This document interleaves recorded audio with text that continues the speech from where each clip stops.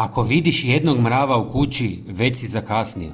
To ne znači da je sam, nego da već postoji put kojim dolaze.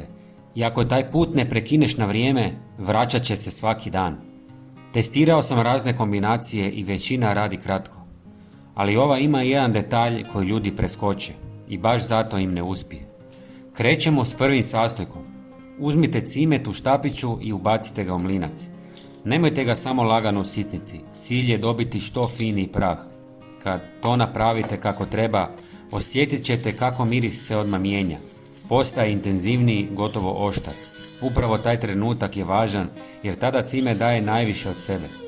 Friško usitnjen cimen puno jače djeluje od već usitnjenog koji stoji mjesecima.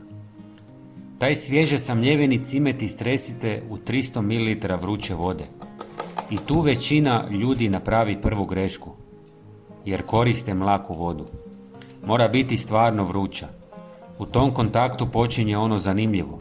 Boja se lagano mijenja, miris se širi i dobivate bazu koja već sada ima određeni učinak.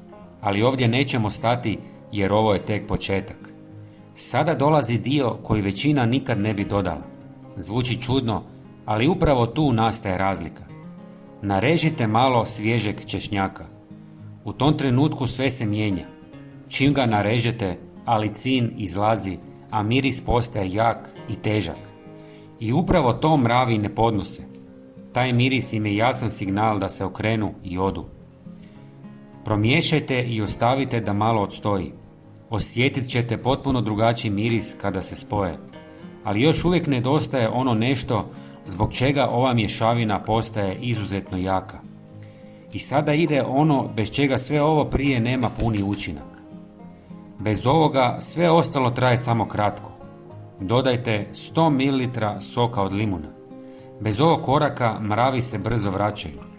Sada je cijela mješavina dobila novu dimenziju. Miris se izoštri i postane čišći i prodorniji. Ono što ste do sada imali bila je dobra baza, ali s ovim dodatkom dobivate nešto što traje, ima smisla koristiti. Osim što odbija mrave, limun dezinficira sve površine. Ostavite da odstoji par sati, a zatim procijedite i napunite prskalicu. Ova mješavina briše njihove mirisne tragove i istovremeno stvara novi sloj koji im potpuno remeti orijentaciju.